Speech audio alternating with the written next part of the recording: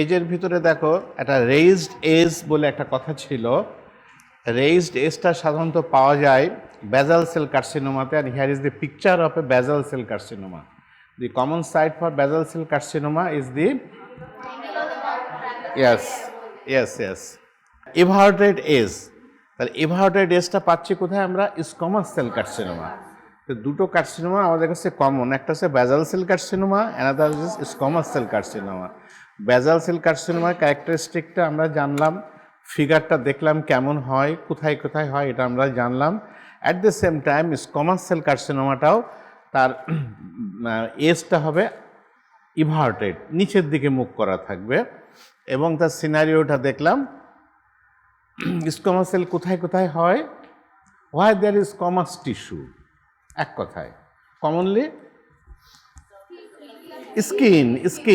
স্কিনের যেগুলো হয় সেগুলোই হচ্ছে তোমার স্কোমাস সেল কার্সিনোমা।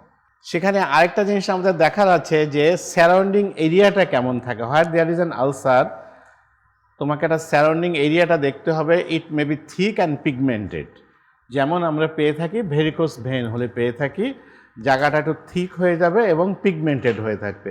কারোর পায়ে যদি মানে ভেরিকোস ভেন থাকে, বিশেষ করে ফ্যামিলিতে যাদের আমাদের ওল্ড সিটিজেন যারা আছেন ফ্যামিলিতে, দাদি নানি এটসেট্রা, দাদা নানা, এদেরকে তুমি দেখবা পায়ের দিকে যে ভেরিকোস ভেন থেকে থাকে, ওই স্কিনটা ওখানে থিক হয়ে গেছে এবং পিগমেন্টেড। অথবা তোমাকে থিন অ্যান্ড ডার্ক হতে পারে যদি সেখানে আর্টারিয়াল আলসার হয়ে থাকে। থিক অ্যান্ড পিগমেন্টেড হলে এটাকে obviously it should be due to varicose vein, আর থিন এবং ডার্ক যদি হয়ে থাকে ডিউ টু আর্টারিয়াল আলসার। আর রেড অ্যান্ড ইডোমেটাস যদি হয়ে থাকে spreading ulcer like diabetic ulcer. Diabetic foot is a very common thing, কখনো পেশেন্ট পেলে এই জিনিসটা মিলাই নেবা।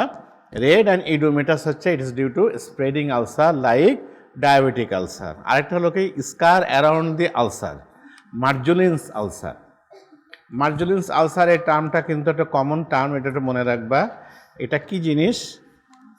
স্কার টিস্যুতে যে আলসারটা হয়, এবং obviously it is squamous cell carcinoma. তাহলে scar around the ulcer is a Marjolin's ulcer. যদি তুমি এজটাকে পালপেট করো তাহলে তুমি পাবা induration, that is hardness of the edge is characteristic of squamous cell carcinoma. তুমি যদি ওর এজটাকে তুমি পালপেট করো দেখবা যে ওখানে হার্ড, তো হার্ড হলে ইট indicates the squamous cell carcinoma, and some degree of induration can also be seen in chronic ulcers and long standing varicose ulcer. তো এটা যে শুধু স্কোমাস সেল কার্সিনোমাতে হবে তা নয়, sometimes you may get it in the long standing varicose ulcer, অথবা তুমি তুমি লং স্ট্যান্ডিং ক্রনিক ভেরিকোস আলসারেও তুমি এটা হার্ড পেতে পারো। Induration occurs due to extensive fibrosis and it is said to be host defense mechanism. তাহলে এটা আলসারে যদি তুমি ওখানে হার্ডনেস পেয়ে থাকো তাহলে ধরে নেবা এটা ফাইব্রোসিসের জন্য ঘটছে এই হার্ডনেসটা, এবং এই ফাইব্রোসিসটা কেন হচ্ছে? Body is trying to heal it by the process of fibrosis. তাহলে এই ফাইব্রোসিসটা বডির defence mechanism against the wound. By causing fibrosis, lymphatic spread is delayed. Tenderness of the edge is characteristic of infected ulcers and arterial ulcer. তাহলে একটা আলসারকে যদি আমরা pulpit করতে যাই তাহলে সেখানে এজে আমরা কি পেতে পারি? একটা ইনডিউরেশন পেতে পারি, এবং এটা usually characteristic of squamous cell carcinoma, but এটা লং স্ট্যান্ডিং ক্রনিক ভেরিকোস আলসারেও আমরা এরকম পেতে পারি। আর কি হয়? ইনডিউরেশনটা কেন হয়? It is occurs due to the fibrosis. এই ফাইব্রোসিসটা একটা defence mechanism of the body against the wound. একবার যদি ফাইব্রোসিস সেখানে হয়ে যায় তাহলে কি হচ্ছে? লিমফ্যাটিক স্প্রেডটা ডিলে হচ্ছে, কারণ ফাইব্রোস টিস্যুর ভিতর দিয়ে লিমফ্যাটিক চ্যানেলটা ডেভেলপ করতে পারে না। দ্যাট ইজ ওখানে লিমফ্যাটিক্সটা কিন্তু ডেড থাকে। মার্জুলিনস আলসারের উপরে কিন্তু লিমফ্যাটিক্স থাকে না, যেহেতু ফাইব্রোস মানে এরিয়ার উপরে আলসার হয়েছে, ওখানে লিমফ্যাটিক্স থাকে না। অ্যান্ড লিমফ্যাটিক্স না থাকলে কি হয় সেটা আমরা জানি। লিমফ্যাটিক্সের ভিতর দিয়ে যে সমস্ত বডির প্রোটেক্টিভ মেকানিজমগুলো আসে সেগুলো সেখানে অ্যাবসেন্ট থাকে। আচ্ছা, tenderness of the edge is characteristic of infected ulcer and arterial ulcer. Now base বলতে কোনটাকে আমরা বলছি? ফ্লোরটাকে। এই যে আমরা বেজের পরে দাঁড়িয়ে আছি, it is the area on which ulcer, আলসারটা যার পরে হয়েছে এইটাই হলো base. Pick up the ulcer between the thumb and index finger and tissue beneath it can be appreciated. If the ulcer cannot be lifted up, the base cannot be made out. The base can be tender, muscle or bone depending upon the site of the ulcer. তাহলে বেসটাকে আমরা কাকে বলছি? আলসারটা যেখানে হচ্ছে, এটা বোনের উপরে হতে পারে, টেন্ডনের উপরে হতে পারে, মাসেলের উপরে হতে পারে, ঠিক আছে? তো যদি তুমি ওই বেসটাকে লিফট করতে চেষ্টা করো, তাহলে যদি বোনের উপরে হয়ে থাকে তাহলে ওটা লিফট হবে না, টেন্ডনের উপরে থেকে থাকে তোমার লিফট হবে না, মাসলের উপরে হলে একটু তুমি লিফট করে উঁচু করতে পারো। Marked induration at the base is diagnostic of squamous cell carcinoma.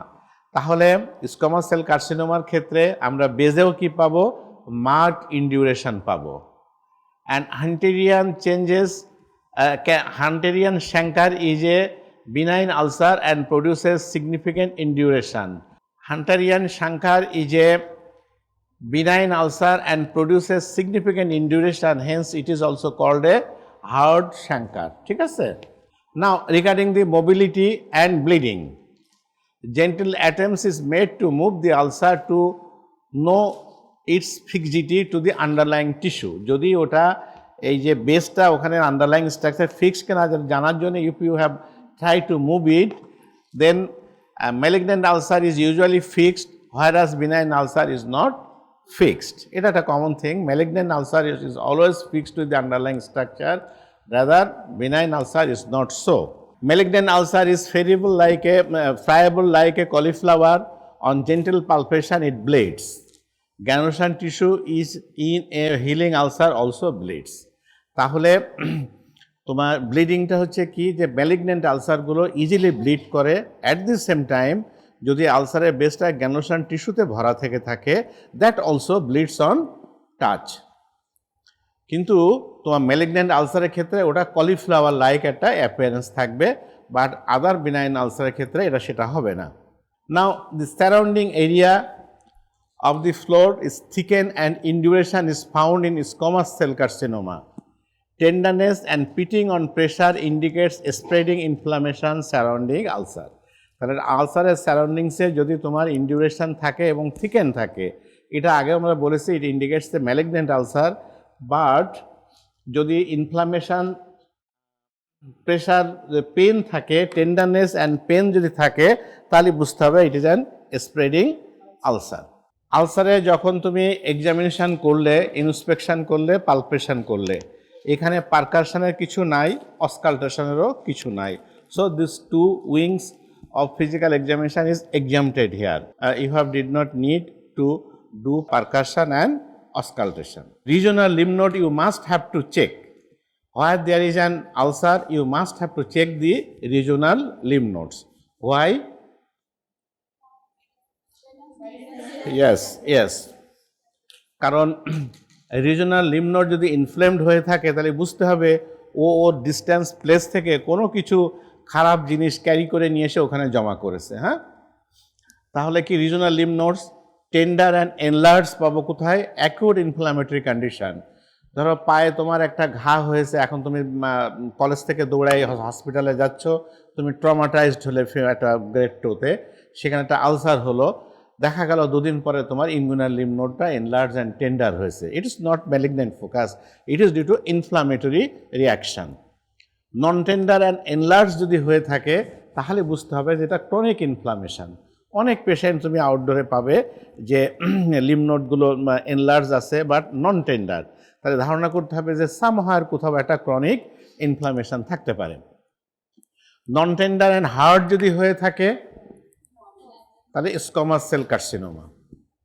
Non tender, large, farm and multiple যদি হয়ে থাকে, নন টেন্ডার, লার্জ, ফার্ম, মাল্টিপল যদি হয়ে থাকে, তাহলে আমরা বলবো কি ম্যালিগন্যান্ট মেলানোমা। ঠিক আছে। তাহলে লিম্ফ নোডের ক্যারেক্টারিস্টিক দেখেও আমরা অ্যাজিউম করতে পারবো যে what type of ulcer is this, whether it is malignant melanoma, whether it is infected wound, chronic wound or squamous cell carcinoma.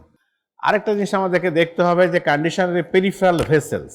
However dorsalis pedis, posterior tibial, popliteal and femoral arteries should be palpated in case of lower limb ulcers.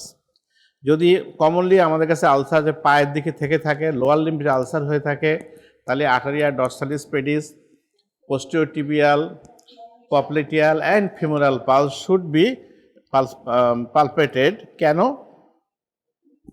যদি কোনো vascular supply compromise আছে কিনা, ঠিক আছে। যদি আর্টেরিয়া ডরসালিস পেডিসে কোনো pulsation না থেকে থাকে বা টোতে তোমার আলসার আছে, তাহলে কি ধরে নেবে তুমি?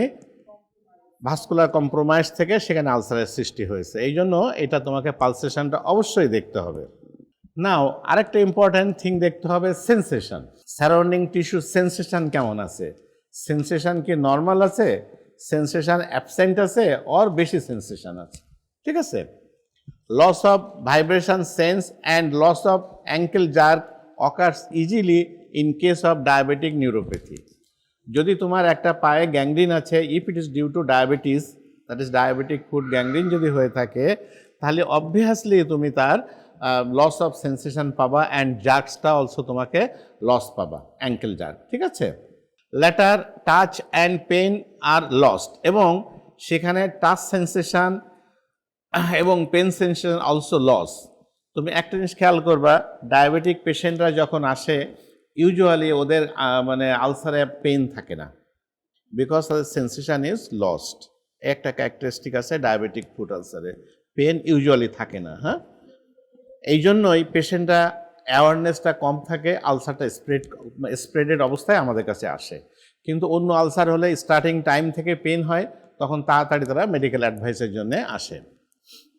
আরেকটা কি আছে দেখো, টোটালি অ্যানস্থেটিক ফিট আর characteristic of leprosy. Have you heard the name of leprosy? We are lucky that in our region we did not get the patient of leprosy usually, but in the northern area of this country we get leprosy. ঠিক আছে, leprosy and elephantiasis. Now function of the joints, যেখানে ulcer আছে তার adjacent যে joint আছে এর ফাংশনটা কেমন আছে, it should have to be noticed. Movement of the involved joints are restricted either due to pain or involvement of the joint or due to infiltration into the joint by malignant ulcer. তো তোমার ফিঙ্গারে একটা ulcer আছে, হাতে হোক পায়ে হোক, তুমি দেখলে যে সারাউন্ডিংস জয়েন্টটা বা অ্যাডজেসেন্ট জয়েন্টের মুভমেন্টটা রেস্ট্রিক্টেড হয়ে গেছে। But why restricted? Maybe due to pain, maybe due to spread of inflammation there, ঠিক আছে। এই কতগুলো কারণের জন্য জয়েন্টের মুভমেন্টটা রেস্ট্রিক্টেড হতে পারে। অথবা যদি তোমার এই আলসারটা ম্যালিগন্যান্ট হয়ে থাকে, it may spread there. And lastly, you have to search for the varicose vein adjacent to the ulcer. ঠিক আছে? If present, it is most probably a varicose ulcer. However, arteriovenous fistula can be present as distal ulcers where arterialization of the vein and a continuous murmur পাওয়া যাবে। আমরা সাধারণত ডায়ালাইসিসের জন্য আমরা shunt করে থাকি, আর্টেরিওভেনাস শান্ট করে থাকি। এরকম ক্ষেত্র হলেও আমরা সেখানে তার ডিস্টাল পোর্শনে একটা আলসার পেতে পারি। আরেকটা জিনিস মনে রাখবা, এই আর্টেরিওভেনাস শান্ট অনেক সময় ট্রমেটিক কারণেও ঘটতে পারে। অলওয়েজ বাই নেচার আর্টারি এবং vein runs side by side, is it not? Artery ডান দিক দিয়ে যাচ্ছে, ভেন মানে পিছন দিক দিয়ে যাচ্ছে, এমন কোনো সিচুয়েশন কিন্তু কোথাও নাই। যদি কখনো কোনোভাবে কোনো ট্রমাটাইজড হয়ে ওই এরিয়াতে আর্টারি ভেনটা হয়ে যায়, ইনজিউর্ড হয়ে যায়, তাহলে কিন্তু ডিউ টু প্রসেস অফ হিলিংয়ে অনেক সময় ফিস্টুলা ডেভেলপ করতে পারে, আর্টেরিওভেনাস ফিস্টুলা হয়ে যেতে পারে। যাই হোক, এই ফিস্টুলাটা হলে আর্টেরিওভেনাস ফিস্টুলা যদি হয়ে থাকে বা শান্ট হয়ে থাকে, সেখানেও আলসার পাওয়া যেতে পারে। বাট সেখানে তোমার আইডেন্টিফিকেশনের সবচেয়ে বড় ক্যারেক্টারিস্টিক হলো, if you place your stethoscope there you will get the murmur. Now এটা local examination we have finished. Now we may have to need some systemic examinations also. Systemic এক্সামিনেশনের ক্ষেত্রে আমাদেরকে কতগুলো জিনিস মার্ক করতে হবে। এখানে কিন্তু একটা আলসারের ক্ষেত্রে তোমার জিআই সিস্টেমটা এক্সামিন করে খুব একটা বেনিফিট নেই, আছে কি? তোমার পায়ে একটা আলসার আছে, হাতে একটা আলসার আছে, এটার জন্য তোমার জিআই সিস্টেম এক্সামিন করা ইজ নট সিগনিফিক্যান্ট। তো এখানে কোন অর্গান, কোন সিস্টেমটা বেশি significant? CNS, central nervous system. ও সব জায়গায় আছে। সেন্ট্রাল নার্ভাস সিস্টেমের অংশ নাই বডির, লিভিং বডির এমন কোনো জায়গা নাই। তো যেখানে আলসার হয়েছে ওই আশেপাশে সেন্ট্রাল নার্ভাস সিস্টেমকে হস্তক্ষেপ হয়েছে কিনা, তারা ইনভলভ হয়েছে কিনা, তারাই রেসপন্সিবল কিনা, বা এই আলসারটা তাদেরকে ক্ষতি করেছে কিনা, we have to assess those things. Central nervous system and spine in neuropathic ulcers, there may be give us, as in the case of TB spine or operated scar due to myelomeningocele etc. তো এখানে হচ্ছে কি central nervous সিস্টেমটা আমাদেরকে জানতে হবে, because neuropathic ulcer কিনা এটা। অনেক সময় যদি আমরা পাবো কিন্তু ফুড আলসারে নিউরোপ্যাথিক আলসার বলে একটা টার্ম আছে, তাহলে ডায়াবেটিক আলসার হতে পারে, নিউরোপ্যাথিক আলসার হতে পারে, হ্যাঁ। তাহলে সেটা কিনা তার জন্য আমাদের নার্ভাস সিস্টেমটা আমাকে এক্সামিন করতে হবে।